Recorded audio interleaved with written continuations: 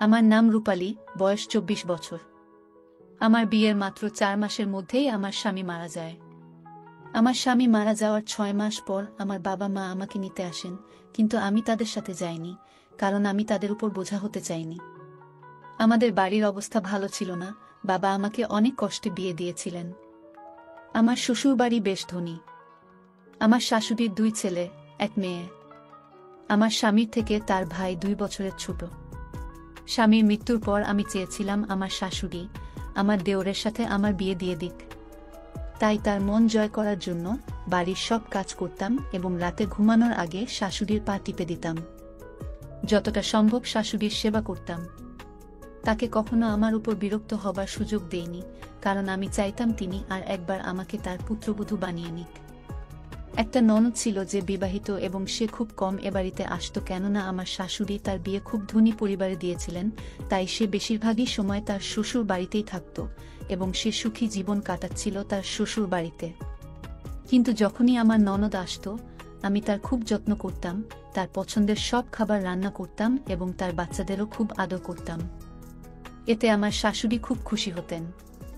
বিয়ের প্রথম দিন থেকেই আমি তার সাথেও খুব ভালো ব্যবহার করেছি এবং তিনি খুশি হয়ে আমাকে অনেক আশীর্বাদ করতেন আর বলতেন, আমি ভগবানের কাছে প্রার্থনা করি আমার দ্বিতীয় পুত্রবধূও যেন তোমার মতো হয়।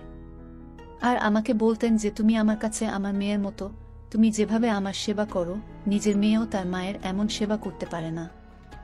আমি আমার শাশুড়ির মন যেভাবেই হোক জয় করতে চাইতাম। আমাদের বাড়িতে শাশুড়ি কথাই শেষ কথা, সবকিছু তার নির্দেশেই হতো, তার সম্মতি ছাড়া বাড়ির একটা পাতাও নড়তে পারত না। যদি কাউকে তার খারাপ লাগত, তাহলে এই বাড়ির কেউ তার নাম পর্যন্ত বলতেন না, কারণ আমার শাশুড়ি খুবই রাগী মহিলা। শাশুড়ি আমার উপর খুব খুশি, তাই আমার বিশ্বাস ছিল যে তিনি আমাকে তার ছোট ছেলের সাথে বিয়ে দেবেন। আমার দেওর আমেরিকায় ডাক্তারি পড়ছে, তার ফিরে আসার আর মাত্র 3 মাস বাকি। এবং আমি মনে মনে খুশি ছিলাম যে আবার এই বাড়িটা আমার হবে, আর আমি এই বাড়ির মালকিন হব, কারণ আমি সারা জীবন দারিদ্র্যের মধ্যে কাটিয়েছি আর এখানে এসে জানতে পেরেছি যে জীবনে সুখ কী জিনিস, তাই আমি এই বিলাসিতা হারাতে চাই না। আমার শ্বশুর বাড়ি খুব ধনী, তাদের অনেক জমিজমা আছে যা তারা তাদের বাপদাদাদের কাছ থেকে বংশ পরম্পরায় পেয়েছেন। এরা বংশ পরম্পরায় ধনী আর আমার দেওরও দেখতে হ্যান্ডসাম এবং স্মার্ট। আমি যদি বাবার বাড়িতে চলেও যেতাম, তাহলে সারা জীবন কিভাবে একা কাটাতাম? কে তার গরিব এবং বিধবা মেয়েকে বিয়ে করবে? তাই আমি যথাসাধ্য চেষ্টা করেছি যে আমার শাশুড়ি যেন তার ছোট ছেলের সাথে আমার বিয়ে দেন। আমারও কি ভাগ্য, যখন আমার বিয়ে হয় তখন আমি খুব খুশি ছিলাম যে আমার বিয়ে একটা বড়লোক বাড়িতে হচ্ছে। এতদিন আমি অভাবের মধ্যে মানুষ হয়েছি, এখন আর অভাবের মধ্যে জীবন কাটাতে হবে না, কিন্তু ভগবান আমার এই সুখ ও মাসের মধ্যেই কেড়ে নিলেন, ও মাসের মধ্যেই আমি বিধবা হয়ে গেলাম। এখন আমি আমার দেওরের সাথে বিয়ে হয়ে এই বাড়িতেই আরামে থাকতে চাইতাম। শাশুড়ির মতো পুরো বাড়িতে কর্তৃত্ব নিজের হাতে চাইতাম। আমি জানতাম এটা একমাত্র সম্ভব আমার দেওর আমাকে বিয়ে করলে, কারণ আমার শাশুড়ি এই ছেলের খুব বাধ্য ছিলেন। তিনি প্রতিটি বিষয়ে তার ছোট ছেলের সাথে পরামর্শ করে করতেন। আমার স্বামী ছোটবেলা থেকেই অসুস্থ ছিল, ছোটবেলার এই দুর্বলতা তার শরীরে যৌবন পর্যন্ত থেকে যায়। সে দেখতে রোগা পাতলা এবং কালো, তাই তো আমার মতো গরিব মেয়ের বিয়ে এত ধনী পরিবারে হয়েছে। তবুও আমি আমার স্বামীর সাথে সুখী জীবনযাপন করতে চাইতাম, কিন্তু আমার স্বামী আমাকে সাথ দেয়নি, তিনি আমাকে ছেড়ে চিরদিনের মতো চলে গেলেন। যদিও আমরা গরিব, কিন্তু আমার বাবা যদি জানতেন যে আমার স্বামীর এমন রোগ আছে যে সে ছোটবেলা থেকেই অসুস্থ, তাহলে আমার বাবা কখনই তার মেয়েকে এই বাড়িতে বিয়ে দিতেন না। আমার বাবা এই কথাটি জানতেন না, তাই আমার শাশুড়ি যখন আমার বাবাকে আমার সম্বন্ধের কথা বলেছিলেন, তখন আমার বাবা রাজি হয়ে যান। আর এইভাবে আমি এই বাড়িতে আসি। কেবলমাত্র 3 মাস সুখে ছিলাম, তারপরে হঠাৎ আমার স্বামীর শরীর খারাপ হলো। আমার শাশুড়ি আমার স্বামীর চিকিৎসার জন্য টাকা জলের মতো ঢেলেছেন, এমনকি চিকিৎসার জন্য তাকে অন্য দেশে পাঠাতে চেয়েছিলেন, কিন্তু তার কাছে সময় খুব বেশি ছিল না। কিছুদিনের মধ্যেই তিনি মারা যান। স্বামীর মৃত্যুর পর আমি 1 বছর ধরে শ্বশুর এবং নন্দের সেবা করছি। কিন্তু সেদিন আমার খুব খারাপ লাগলো, যেদিন আমার শাশুড়ি বললেন যে আমি আমার ছোট ছেলের জন্য মেয়ে খুঁজছি, যাতে তাকে বিয়ে দিতে পারি। মনে মনে ভাবলাম, যদি তাদের সামনে দিনরাত দাসীর কাজ করি, যদি তাদের সেবা যত্ন ঠিকমতো করতে থাকি, তাহলে হয়তো আমার শাশুড়ি খুশি হয়ে আমাকে তার ছোট ছেলের বউ বানাবেন। কিন্তু আমি ভাবতেই পারিনি যে আমার সমস্ত পরিশ্রম এবং আশা বৃথা যাবে। একদিন আমি এবং শাশুড়ি খুব নামকরা এক তান্ত্রিক বাবার কাছে গিয়েছিলাম। না জানি কতদিন ধরে আমার শাশুড়ি এই বাবার কাছে আসছিলেন। তিনি প্রতি সোমবার বাবার কাছে আসতেন এবং তার আশীর্বাদ নিতেন। আমরা সেখানে পৌঁছানোর সাথে সাথে ভিখারির লাইনে বসা একটা অন্ধ মেয়েকে দেখে আমার শাশুড়ির বোধ হয় ওর প্রতি করুণা হয়েছিল, তাই তিনি গিয়ে ওর কাছে বসে ওকে জিজ্ঞেস করতে লাগলেন, তোমার কি কোনো অ্যাক্সিডেন্ট হয়েছে? তুমি এখানে কি করছো আর কোথায় থাকো? আমার শাশুড়ি এমনভাবে কথা বললেন যেন তাকে অনেকদিন ধরেই চেনেন। আমি অবাক হয়ে গেলাম যে কেন আমার শাশুড়ি একটা ভিখারির কাছে গিয়ে বসলেন এবং কিভাবে তাকে চেনেন। আমার শাশুড়ি তার কাছে ক্ষমা চাইছিলেন আর বলছিলেন, মা, আমাকে ক্ষমা করে দাও, আমার সাথে আমার বাড়িতে চলে। অন্ধ মেয়েটিকে খুব রাগী দেখাচ্ছিল। সে আমার শাশুড়িকে বলতে লাগলো, আমি কখনোই আপনার সাথে যাব না, আমার যা হয়েছে তা আপনার জন্যই হয়েছে, সেই জন্যই আমি আপনাকে কখনই ক্ষমা করতে পারবো না। আমার শাশুড়ি কাঁদতে কাঁদতে তার কাছে ক্ষমা চাইছিলেন এবং তাকে বলছিলেন যে তুমি যেমনটি চাইতে এখন ঠিক তেমনটি হবে, তোমার মনের যা কিছু ইচ্ছা তা পূরণ হবে, তুমি শুধু আমার সাথে চলো। আমার শাশুড়ি অন্ধ ভিখারিকে বাড়িতে নিয়ে এসেছেন। আমি যখন শাশুড়িকে জিজ্ঞেস করলাম, মা, কেন একে বাড়িতে নিয়ে এসেছেন আর এই মেয়েটিকে, তখন আমার শাশুড়ি আমাকে শুধু বললেন যে আমি ওকে আমার ছোট ছেলের সাথে বিয়ে দেব। শাশুড়ির কথা শুনে আমার পায়ের তলায় মাটি সরে গেল, কারণ আমি যত স্বপ্ন দেখেছি সব ভেঙে চুরমার হয়ে যেতে দেখতে পাচ্ছি। শাশুড়ির কথায় খুব অবাক হলাম যে তিনি কিভাবে একটা অন্ধ ভিখারির বিয়ে তার ডাক্তার ছেলের সাথে দিতে পারেন। আমার মনে হচ্ছিল যে আমার দেওর একে দেখার সাথে সাথে না করে দেবে, কারণ সে আমেরিকায় পড়াশোনা করছে, তার চয়েসও খুব হাইফাই হবে। সে কিভাবে একটা অন্ধ ভিখারিকে বিয়ে করবে? আমি তো শাশুড়ির ভাবনা চিন্তা দেখেই অবাক হলাম। কয়েকদিনের মধ্যেই দেওর ফিরে এলো আর শাশুড়ি বিয়ের প্রস্তুতি নিতে শুরু করলেন। সেই অন্ধ মেয়েটি এখন এবাড়িতেই বাড়িতে থাকে, শাশুড়ি তাকে থাকতে আলাদা ঘর দিয়েছেন। সে আমাদের সাথে খুব কমই কথা বলে, বেশিরভাগই সময় ঘরেই থাকত। শাশুড়ি তার ঘরে খাবার দিয়ে আসতেন। শাশুড়ি দেওরকে বিয়ের কথা জানালে দেওর আনন্দের সাথে বিয়েতে রাজি হয়ে গেল। আমি অবাক হয়ে গেলাম যে রোহিত কিভাবে বিয়ের জন্য রাজি হতে পারে। ও কিভাবে একটা অন্ধ ভিখারিকে পছন্দ করল। তারপরে আবার ভাবলাম, আমার শাশুড়ি হয়তো রোহিতকে বলেনি যে সে তার জন্য যে মেয়ে ঠিক করেছে সে অন্ধ। আমি চেষ্টা করছিলাম কোনোভাবে দেওরকে এই কথাটা জানাতে। একদিন সুযোগ পেয়ে রোহিতকে উস্কে দেওয়ার চেষ্টা করলাম। রোহিত, তোমার মা তোমাকে একটা অন্ধ ভিখারির সাথে বিয়ে দিতে চায়। আমার কথা শুনে রোহিত আমার দিকে অবাক চোখে তাকিয়ে বলল, বৌদি, চিন্তা করো না, মায়ের উপর আমার পূর্ণ বিশ্বাস আছে, তিনি আমার সাথে খারাপ কিছু করবেন না। আমি মাথা নিচু করে চুপ হয়ে গেলাম। বিয়ের সময় দেওর মেয়েটিকে দেখেই এমন খুশি হলো যেন সে এত খুশি আগে কখনো পায়নি। তার খুশি দেখে অবাক হয়ে গেলাম যে দেওর এত খুশি কেন। একটি অন্ধ মেয়ে তার বউ হতে যাচ্ছে, তারপরও সে এত খুশি। আমার অবাক হওয়ার পালা কিছুতেই কমছিল না। আমি কিছু বুঝতেই পারছি না কি হচ্ছে। দেওরের বিয়ে সেই অন্ধ মেয়ের সাথে হয়ে গেল, আর আমার চোখের সামনে দিয়ে সে তার স্ত্রীর হাত ধরে ঘরে চলে গেল। এখন পর্যন্ত আমার দেখা সব স্বপ্ন ভেঙে চুরমার হয়ে গেল। শাশুড়ি আমাকে নির্দেশ দিয়েছিলেন যে এখন থেকে তোমার দেওর আর জায়ের সমস্ত দায়িত্ব তোমাকেই নিতে হবে, কারণ তোমার যা অন্ধ, তাই তার খাওয়া দাওয়া থেকে তার সব দায়িত্ব তোমার উপরে দিলাম। আমার এই কথাটা একদমই পছন্দ হয়নি যে প্রথমে তো শাশুড়ির সেবা করতাম, এখন শাশুড়ি আবার জায়ের কাজের দায়িত্ব আমার কাঁধে তুলে দিয়েছেন। আমি সাহস করে শাশুড়ির সাথে কথা বলার সিদ্ধান্ত নিলাম এবং তার রুমে গেলাম। আমি তাকে জিজ্ঞেস করলাম, তিনি আমাকে নিয়ে কি ভাবছেন আর কতদিন আমাকে এভাবে তাদের বাড়ির কাজের মেয়ে বানিয়ে রাখবেন? প্রথমে তো শুধু আপনি ছিলেন, এখন তো আপনি একটি অন্ধ মেয়েকে আমার মাথায় উপর চাপিয়ে দিয়েছেন। আপনি আমার স্বামীর মা, তাই আমি মনে প্রাণে আপনার সেবা করতাম, কিন্তু আমি সেই অন্ধ ভিখারির চাকরানি হতে পারব না। শাশুড়ি আমাকে বললেন, এখানে এসে আমার কাছে বসো, আমি তোমাকে বলছি মেয়েটি কে। এখন আমার শাশুড়িকেও মোটেও পছন্দ হচ্ছিল না।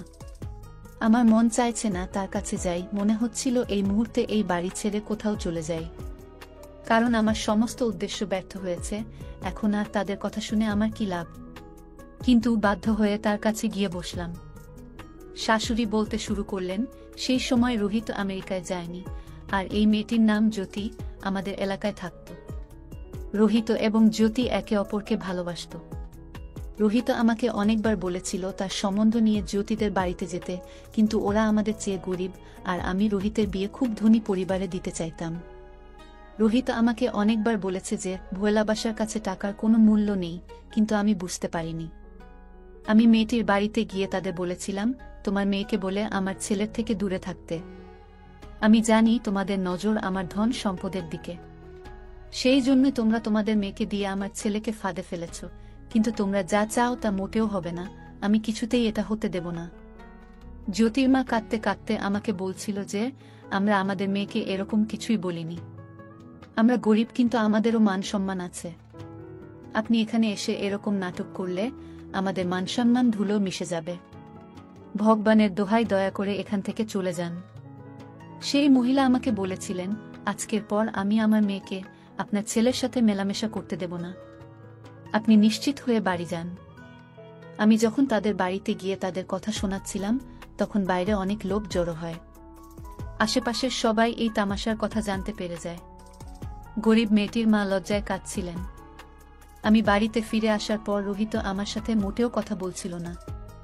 আমি তাকে খাবার খেতে ডাকলাম, কিন্তু সে খাবার খেতে চাইল না। রোহিতের এই অবস্থা আমি সহ্য করতে পারছিলাম না, কারণ আগে কখনো এমন হয়নি যে রোহিত আমার সাথে কথা বলেনি এবং আমার কোনো প্রশ্নের উত্তর দেয়নি। রোহিত খুব বাধ্য ছেলে ছিল, আমার একবার ডাকাতেই ছুটে আসত। আর এখন এসব হচ্ছে কারণ মেয়েটি তাকে ফোন করে সব বলে দিয়েছে যে আমি তাদের বাড়িতে গিয়ে পুরো পাড়ার সামনে তার বাবা মাকে অপমান করেছি। পরের দিন সকালে রোহিত যখন বাইরে যাচ্ছিল, আমি জিজ্ঞাসা করলাম, কোথায় যাচ্ছ? সে আমাকে বলল যে জ্যোতির সাথে দেখা করতে। আমি তাকে অনেক নিষেধ করলাম, তাকে বললাম যে আমি তাকে কখনো ওই গরিব বাড়ির মেয়ের সাথে বিয়ে দেব না। ওদের নজর শুধু আমাদের ধনসম্পদের দিকে, যা তুমি দেখতে পাচ্ছ না। আমার এসব কথা শুনেও রোহিত বাইরে চলে গেল, সে আমার কথার কোনো উত্তর দিল না। কিছুক্ষণ পর যখন সে ফিরে এল, তখন সে জোরে জোরে কাঁদছিল, আর রুমে গিয়ে সেখানে রাখা সবকিছু ভেঙে তছনছ করে দিল। মনে হচ্ছিল যেন ওর মাথায় পাগলামির ভূত চেপেছে। আমি ওর রুমের দরজায় ধাক্কা দিলাম, কিন্তু ও কোনো উত্তর না দিয়ে রুমের ভিতরেই থাকল। সারাদিন খাবার খেল না। আমি রোহিতের এই অবস্থা মোটেও সহ্য করতে পারছিলাম না, কারণ আমি তার মা, আমি তাকে নিজের জীবনের চেয়েও বেশি ভালোবাসতাম। বর ছেলে আগে থেকেই অসুস্থ, কিন্তু আমি আমার এই ছেলেকেও হারাতে চাইনি।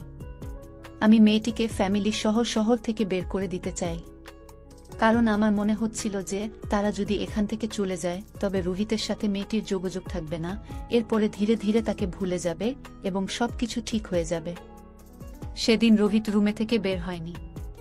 আমি আবার মেয়েটির বাড়িতে যাই এবং মেয়েটির বাবা মাকে বলি যে আপনারা এই শহর ছেড়ে দূরে কোথাও চলে যান, বিনিময়ে তোমরা যত টাকা চাইবে আমি দেব। শুধু আপনার মেয়েকে বলুন আমার ছেলেকে জীবন থেকে সরে যেতে। তখনই জ্যোতি ঘর থেকে বের হয়ে এসে আমাকে বলতে লাগলো, আপনি নিশ্চিত থাকুন, আমি কখনই আপনার ছেলের সাথে দেখা করব না। রোহিত কালও আমার সাথে দেখা করতে এসেছিল, কিন্তু আমি তাকে বাড়ি ফেরত পাঠিয়ে তার সাথে সম্পর্ক চিরতরে শেষ করে দিয়েছি। জ্যোতি আমাকে বলল, আমরা আপনাদের টাকা চাই না, আমরা আগেই ভেবে নিয়েছি যে আমরা এই শহর ছেড়ে আজ রাতেই চলে যাব। আপনার ছেলেকে আমাদের পিছন না নিতে এবং আমাদের শান্তিতে থাকতে দিতে বলবেন। আপনার ছেলেই আমার পিছনে পড়েছিল। সে আমাকে সবসময় বলতো যে আমি বিয়ে করলে শুধু তোমাকেই করব, কিন্তু আমি তাকে বলেছিলাম যে আমি তোমাকে কখনই বিয়ে করব না, কারণ আমি জানতাম যে এমন কিছু হবে, কারণ আপনাদের চোখে টাকা আর টাকার জোরে ক্ষমতা এবং খ্যাতিই আপনাদের প্রিয়। আপনার ছেলে কিসে সুখী হবে তাতে আপনার কিছুই যায় আসে না। আমি যতই রোহিতের থেকে দূরে থাকতাম, রোহিত ততই আমার কাছে আসার চেষ্টা করত, আর তারপরে আমিও একই ভুল করলাম যে আমিও ধীরে ধীরে তার প্রেমে পড়তে শুরু করলাম। রোহিত আমাকে বলতো যে তুমি চিন্তা করো না, মা আমাকে খুব ভালোবাসেন এবং অবশ্যই আমার সুখের জন্য মেনে নেবেন। আমি দুঃখিত যে রোহিতের ধারণা এত বড় ভুল যে তার মা তার সুখের জন্য সবকিছু মেনে নেবেন। আমি জ্যোতিকে বললাম, আমাকে কিছু বোঝানোর দরকার নেই, যত তাড়াতাড়ি সম্ভব শহর ছেড়ে বেরিয়ে পড়ো। এই বলে বাড়িতে ফিরে দেখি রোহিতের অবস্থা খারাপ। ভেবেছিলাম এটা কয়েক দিনের ব্যাপার, ধীরে ধীরে ঠিক হয়ে যাবে এবং জ্যোতিকে ভুলে যাবে, কিন্তু সেরকম কিছুই হলো না। দিন দিন রোহিতের অবস্থা খারাপ হচ্ছিল। সে খাওয়া দাওয়া একেবারেই বন্ধ করে দেয়। এরপর একদিন রোহিত অজ্ঞান হয়ে পড়ে এবং অজ্ঞান অবস্থাতেই জ্যোতির নাম বারবার বলছিল। সেদিন আমি বুঝতে পারলাম, যদি জ্যোতির সাথে আমার ছেলের বিয়ে দিতাম তাহলে আজ এই অবস্থা হতো না। রোহিতকে হাসপাতালে ভর্তি করানো হলো। যেদিন রোহিতের জ্ঞান ফিরল, সে কাঁদছিল আর বলেছিল যে, মা, আমাকে জ্যোতির কাছে যেতে হবে, ভগবানের দোহাই আমাকে জ্যোতির সাথে দেখা করিয়ে দাও। আমি ওকে ছাড়া মরে যাব। আমি ওর সাথে দেখা করতে চাই, কিন্তু ও নিজেই আমার সাথে দেখা করতে চায় না। আমি ওর সাথে দেখা করতে গিয়েছিলাম, কিন্তু ও আমার সাথে সমস্ত সম্পর্ক শেষ করে দেয়, আর ও আমাকে ছেড়ে না জানি কোথায় চলে গেছে। এখনো রোহিত জানত না যে আমি তাকে শহর থেকে চলে যেতে বলেছি। রোহিত সেই দিনের কথা বলছিল যেদিন সে জ্যোতির সাথে দেখা করতে গিয়েছিল, আর সেদিনই জ্যোতি শহর ছেড়ে চলে গিয়েছিল। আমি রোহিতকে বুঝিয়ে বললাম, বাবা, সব ঠিক হয়ে যাবে, তুই তাড়াতাড়ি সুস্থ হ, তারপরে আমি নিজে মেয়ের বাড়িতে তোর সম্বন্ধ নিয়ে যাব। আমি তোকে কথা দিচ্ছি, জ্যোতির বিয়ে তোর সাথেই দেব। ও নিশ্চয়ই কোথাও ওর আত্মীয়ের বাড়িতে বেড়াতে গেছে, কয়েকদিনের মধ্যেই ফিরে আসবে, চিন্তা করিস না। মাথা নিচু করে রোহিতকে এসব কথা বললাম। এই কথা শুনে রোহিত খুশি হয়ে গেল। এরপর কিছুদিনের মধ্যেই সে সুস্থ হয়ে ওঠে। বাড়িতে ফিরে রোহিত আবার জ্যোতির সাথে দেখা করতে যায়, কিন্তু হতাশ হয়ে বাড়ি ফিরে আসে। রোহিত আমাকে বলল, মা, এখন তো তুমিও রাজি, তারপর কেন জানি না ওরা সবাই এই শহর ছেড়ে অন্য কোথাও চলে গেছে, আর ওদের নম্বরও বন্ধ। আমি ওদেরকে কোথায় খুঁজব? এলাকার অনেককে জিজ্ঞেস করেছি, কিন্তু কেউ জানে না ওরা কোথায় গেছে। কিন্তু আমি রোহিতকে বলিনি যে তারা আমার কারণেই শহর ছেড়েছে, কারণ তারা কোথায় গেছে তা আমিও জানি না। রোহিত পুরো 6 মাস ধরে জ্যোতিকে খুঁজছে, কিন্তু তাকে কোথাও পেল না। অবশেষে রোহিত হতাশ হয়ে মেনে নিল যে সে আর জ্যোতিকে খুঁজে পাবে না। তারপর রোহিত সিদ্ধান্ত নিল যে সে এই দেশ ছেড়ে চলে যাবে এবং আর কখনো ফিরে আসবে না। রোহিতের এই কথা শুনে আমার খুব কষ্ট হয়েছিল। নিজের কৃতকর্মের জন্য খুব খারাপ লাগছিল। আমি যদি ওর বিয়ে জ্যোতির সাথে দিতাম, তাহলে অন্তত আমার ছেলে আমার চোখের সামনে থাকত এবং সে কখনই দেশ ছেড়ে যেত না।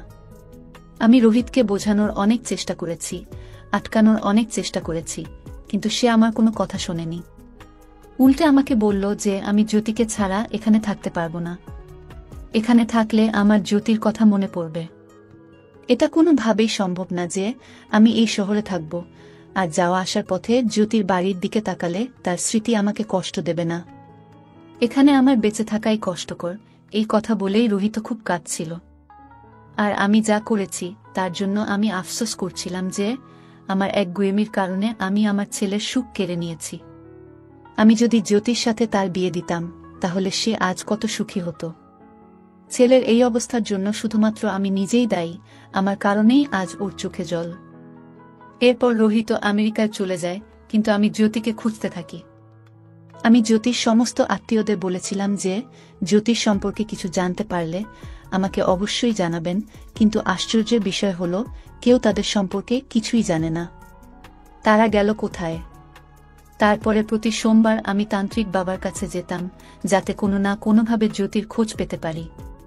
প্রতিদিন বাবার আশীর্বাদ নিতাম এবং বাবাকে বলতাম ঈশ্বরের কাছে প্রার্থনা করতে, যাতে আমার ছেলের খুশি ফিরে আসে। এরপর ঈশ্বর আমার প্রার্থনা স্বীকার করলেন। আমি জ্যোতিকে সেখানে বসে থাকতে দেখলাম। তাকে সেখানে দেখে খুব খুশি হয়েছিলাম এবং বাড়িতে নিয়ে এসে জানতে পেরেছিলাম যে তারা এই শহর ছেড়ে মুম্বাই যাওয়ার সময় রাতে একটি বড় অ্যাক্সিডেন্ট পড়ে এবং তার বাবা মা এই অ্যাক্সিডেন্টে তাকে একা ফেলে রেখে পরে লাইক যাত্রা করেন। মা বাবা মারা যাওয়ার পর জ্যোতি সম্পূর্ণ একা হয়ে পড়ে। এই দুর্ঘটনায় তার চোখ দুটি হারিয়ে ফেলে। এটা শুনে আমিও কাঁদতে লাগলাম, কারণ আমার জন্যই তার সাথে এসব হয়েছে। আমি তাদের এই শহর ছাড়তে বলেছিলাম। আমি যদি এটা না করতাম তাহলে তাদের সাথে এত বড় অ্যাক্সিডেন্ট ঘটতই না। তাই আমি সিদ্ধান্ত নিলাম জ্যোতির বিয়ে অবশ্যই রোহিতের সাথে দেব। রোহিত ফিরে এসে জ্যোতিকে দেখে খুব খুশি হয়। রোহিতকে খুশি দেখে আমিও চিন্তামুক্ত হয়ে গেলাম। আমার অর্থের কোনো অভাব নেই, আমার কাছে ভগবানের দেওয়া সবকিছুই ছিল, কিন্তু আমার ছেলে যখন খুশি নয় তখন আমি এই সম্পদ দিয়ে কি করব? আর মা, আমি জানি তুমি মনে মনে কি চাইতে, আর সত্যিই যদি আমার ছেলের জীবনে জ্যোতি না থাকতো তবে আমি তোমাকে রোহিতের স্ত্রী বানাতাম। কিন্তু আমি অসহায়, তুমি যা চাও আমি তা করতে পারবো না। তুমি আমার মেয়ে, তুমি যেভাবে আমার সেবা করেছ, ভগবান অবশ্যই এর ফল তোমাকে দেবেন। এখন তুমি যদি বিয়ে করতে চাও তাহলে আমাকে বলো, তোমার জন্য ভালো সম্বন্ধ দেখে আমি তোমাকে উচ্চ পরিবারে বিয়ে দেব, কিন্তু রোহিতের সুখ শুধু জ্যোতিকে নিয়েই। সে তোমাকে নিয়ে কখনো সুখী হতে পারবে না। শাশুড়ি আমাকে আরও বললেন, আমার যত ধন সম্পদ আছে তার অর্ধেক আমি তোমার নামে করে দেব, বাকি অর্ধেক রোহিতের। তবুও তুমি যদি তোমার জীবন নিয়ে কোনো সিদ্ধান্ত নিতে চাও তাহলে অবশ্যই নিতে পারো, আমি নিষেধ করব না। তুমি যা বলবে তাই হবে। শাশুড়ির সব কথা শুনে আমি বুঝতে পারলাম যে আমি যা ভাবছিলাম তা কতটা ভুল। আমি পরিবারের সবার ভালোবাসা দেখতে পেতাম না। তারা চাইলে তাদের ছেলের মৃত্যুর পরে আমাকে আমার বাবার বাড়িতে পাঠিয়ে দিতে পারতেন, কিন্তু তারা আমার সাথে এরকম কিছুই করেননি। বরং শাশুড়ি আমাকে তার মেয়ে বানিয়ে নিজের কাছে রেখেছেন। শাশুড়ি আরও বললেন, মা, আমার অসুস্থ ছেলের সাথে তোমার বিয়ে দিয়ে আমি তোমার জীবন নষ্ট করেছি বলে তোমার মনে কোনো একখাব রেখো না। আমি আমার বর ছেলেকে তোমার সাথে বিয়ে দিয়েছি কারণ ডাক্তার আমাকে আশা দিয়েছিলেন যে আমার ছেলে সুস্থ হয়ে যাবে, কিন্তু আমি জানতাম না যে তার জীবন একদিনের। সব কথা শুনে আমি শাশুড়িকে বললাম যে মা, এখন আমি আমার সারা জীবন আপনাদের সঙ্গেই থাকব। এ বাড়িতে এত সুখ পাব কখনো ভাবিনি। আপনি আমাকে যা দিয়েছেন তা আমার জন্য অনেক, আমি এর বেশি চাই না। আমার শাশুড়ি আমাকে জড়িয়ে ধরে বললেন যে তুমি আমার মেয়ে, তুমি সবসময় আমার মেয়েই থাকবে। শাশুড়ির এই কথা শুনে আমি খুব খুশি হলাম এবং শাশুড়িকে বললাম, মা, আমি রোহিত ও তার বউকে তাদের ঘরে খাবার দিতে যাচ্ছি। শাশুড়িকে আরও বললাম, এখন আপনি ওদের দুজনকে নিয়ে একটুও চিন্তা করবেন না, আমি আমার জায়ের যত্ন নেব। তার চোখ নেই তো কি হয়েছে, সে আমার বোনের মতো, আমি তাকে কখনই বুঝতে দেব না যে সে দেখতে পায় না। শাশুড়ি আমার মাথায় হাত রেখে আমাকে আশীর্বাদ করে বললেন, মা, আমি তোমার কাছ থেকে এটাই আশা করেছিলাম। আমি যখন খাবার নিয়ে রোহিতের রুমে গেলাম তখন রোহিতের রুমে আরও 3 জন ডাক্তার বসেছিলেন এবং রোহিত তাদের সাথে জ্যোতির সম্পর্কে কথা বলছিল যে এই সেই মেয়ে যার কথা আমি তোমাদের সবসময় বলতাম। এর নাম জ্যোতি, যাকে আমি খুব ভালোবাসি। আজ ভগবানের কৃপায় আমি জ্যোতিকে পেয়েছি, ওকে পেয়ে আমি খুব খুশি। আমি তো আমার ভাগ্যকে বিশ্বাস করতে পারছি না যে আমি আমার ভালোবাসা পেয়েছি। রোহিতের ডাক্তার বন্ধুরা জ্যোতির অনেক প্রশংসা করছিল এবং জ্যোতি প্রশংসারই যোগ্য, কারণ সে খুব সুন্দরী। রোহিতের ডাক্তার বন্ধুরা জ্যোতিকে নিয়ে আমেরিকাতে আসতে বলল। সেখানে অপারেশন করলে জ্যোতির চোখের জ্যোতি আবার ফিরে আসবে, ওর দৃষ্টিশক্তি আবার ফিরে আসবে শুনে আমি খুব খুশি। এরপর আমরা 2 যা মিলে আনন্দের সাথেই এই বাড়িতে থাকব।